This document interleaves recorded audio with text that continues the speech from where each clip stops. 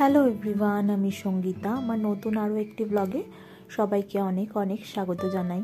কেমন আছেন আপনারা সবাই? আশা করি ভালো আছেন, আর আমিও বেশ ভালো আছি। তো সকালে ডিম টোস্ট আর একটু ফ্রুটস কফি দিয়ে সকালে দিনটা শুরু করলাম। বাবিকে তো স্কুলে দিয়ে এসেছি, ব্রেকফাস্ট করে নিয়েছি।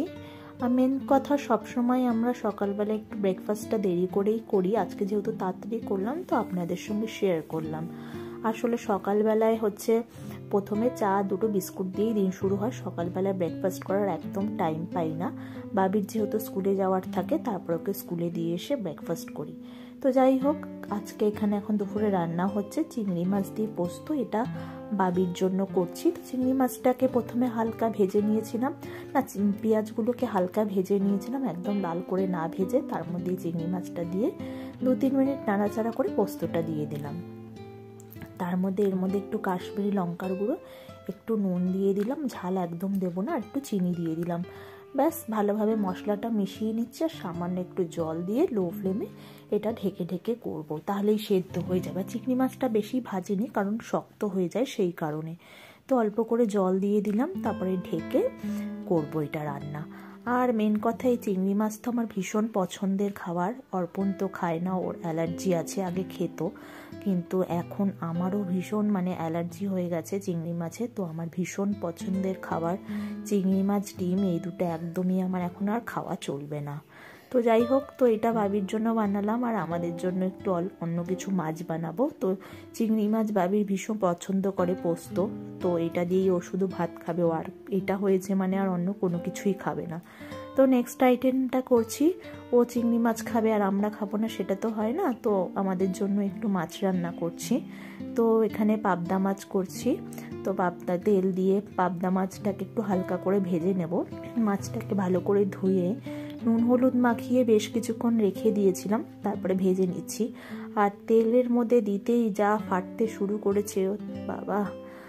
যাই হোক, তো এটাকে হালকা করে ভেজে নিচ্ছি। একদিকটা ভাজা হয়ে গেছে, অন্য দিকটা উল্টে দিয়ে দিচ্ছি। আর এটা রান্না করতে গিয়ে আজকে আমার একটু গন্ডগোল হয়েছিল, তো টেস্টটা সম্পর্কে একটু সন্দেহ ছিল।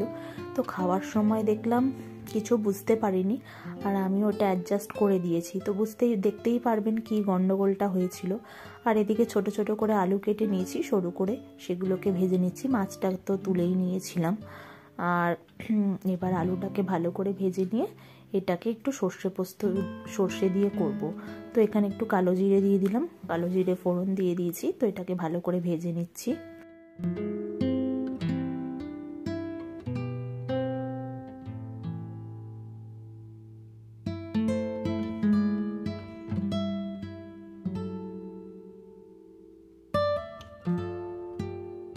তো আলুগুলো ভাজা হয়ে গেছে। এই পর্যায়ের মধ্যে আমি একটা টমেটো ছোট কেটে রেখেছিলাম 4 টুকরো করে, সেটাকে দিয়ে দিলাম। এবার টমেটোটাকে কিছুক্ষণ নাড়াচাড়া করব যাতে সেদ্ধ হয়ে যায়। এর মধ্যে আমি একটু নুন দিয়ে দেবো আগে, তাতে টমেটোটাও একটু সেদ্ধ হয়ে যাবে।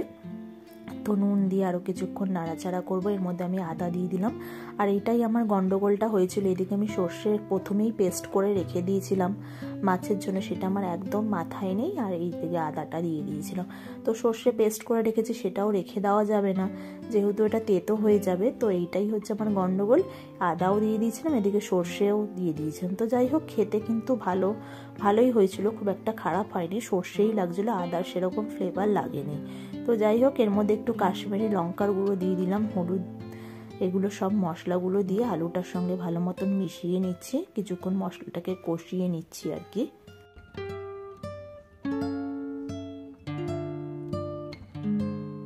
তো মশলাটা ভালো করে আলুর সঙ্গে মেশানো হয়ে গেছে। এরপর আমি সর্ষে যে পেস্টটা করে রেখেছিলাম সেটাকে এর মধ্যে দিয়ে দিলাম। তো এটা মোটামুটি ফুটে গেলে এর মধ্যে মাছটা দিয়ে আর ধনেপাতা দিয়ে আমি নামিয়ে নেব।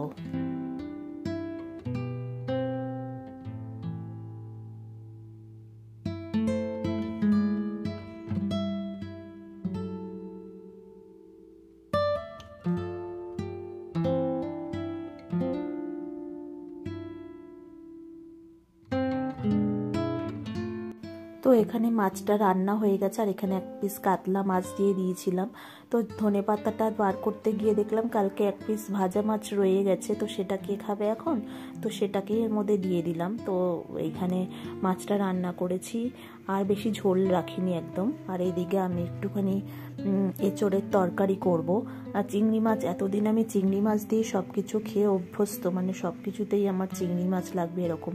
কিন্তু এমনই হলো যে আমি এখন আর চিংড়ি মাছই খেতে পারবো না। হয়তো মাসে একদিন খাওয়া যেতে পারে, কিন্তু খেতেই পারবো না। তো ঘরে চিংড়ি মাছ থাকা সত্ত্বেও আমি একদম এঁচোড়টাকে আদা রসুন পেঁয়াজ দিয়ে করব, চিংড়ি মাছ ছাড়া। তো কি আর করা যাবে, এখন অ্যাডজাস্ট করতে হবে, এরকমভাবেই খেতে হবে। শরীর অসুস্থ করে খেয়ে তো লাভ নেই। তো যাই হোক, এঁচোড়টাকে আলাদা করে সেদ্ধ করে নিয়েছিলাম, আর এখানে আলুটাকেও ভালো মতন ভেজে নিয়েছি। একটাই ছোট আলু দিয়েছি, তো আলুটাকে ভালো মতন ভেজে তুলে নিচ্ছি।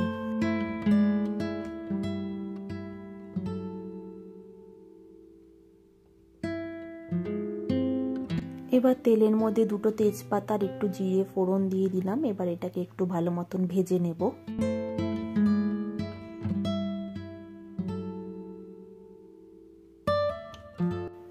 আর এখানে আমি আদা রসুন পেঁয়াজ টমেটো সব কিছু একটু রাফলি চপ করে নিয়েছিলাম। চপ ঠিক না, আর কি ব্লেন্ড করে নিয়েছিলাম, একদম রাফলি করেছি, ফাইন করে করিনি। তাহলে ফাইন করে করলে এটা মানে একটু কেমন হয়ে যায় গ্রেভিটা, তো সেই কারণে এইভাবে করেছি।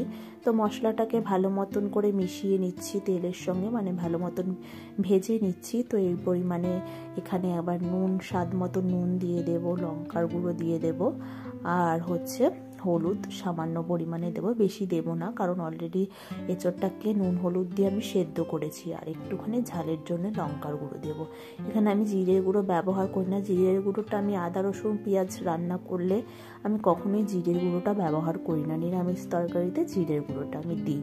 তো যাই হোক, ভালো করে মশলাটা আদা রসুন পেঁয়াজের সঙ্গে মিশিয়ে নিচ্ছি কিছুক্ষণ।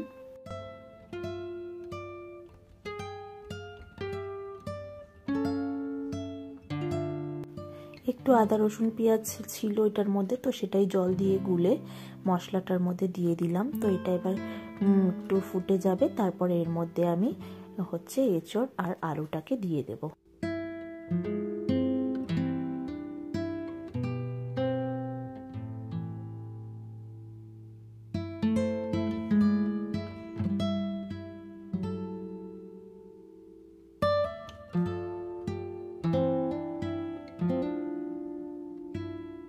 তো কালারটা চেঞ্জ হয়ে গেছে। এরপর আমি এঁচোড় আর আলুটাকে দিয়ে দিলাম।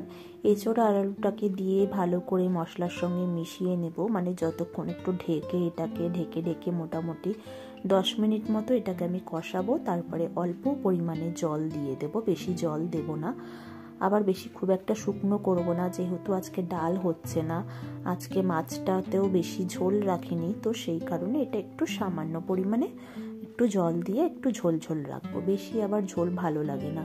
তো যাই হোক, এটাকে ভালো মতন আমার কষানো মোটামুটি হয়ে গেছে। ঢেকে 10 মিনিট মতন কষিয়ে নিয়েছি এটাতে। তো এবার আমি পরিমাণ মতো জল দিয়ে দিলাম।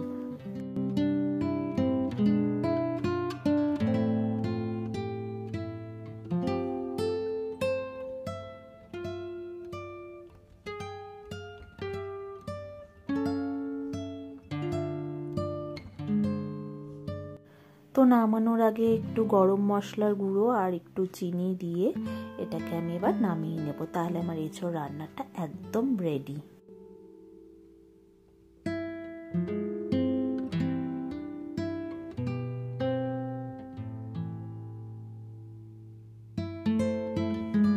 আমার এঁচোড় রান্নাটা হয়ে গেছে, আর একদমই কিন্তু ঝোল রাখিনি, বেশ মাখা মাখা টাইপের হয়েছে, দেখতেও ভালো হয়েছে। তো সবশেষে ভাবলাম আর একটুখানি আলু ভাজা করে নিই। তো আলুটা কেটে নিয়েছিলাম, আর নুন হলুদ দিয়ে আলুটাকে ভেজে নেব।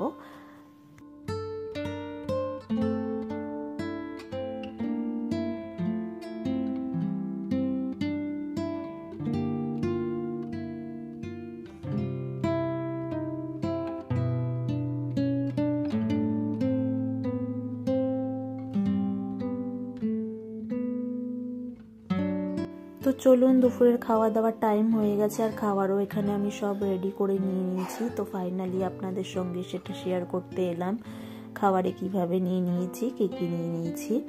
আর বাবি আজকে এগুলো কিছুই খাবে না, বাবির তো পোস্ত হয়েছে, সেটা দিয়েই শুধু বাবি খাবে। তো এখানে মাছটা রেডি করে নিয়েছি, এঁচড় নিয়েছি, সাদা ভাত আর হচ্ছে আলু ভাজা। তো চলুন তাহলে এখানে ভিডিওটা শেষ করি। ভিডিওটি ভালো লেগে থাকলে একটা লাইক করে দেবেন।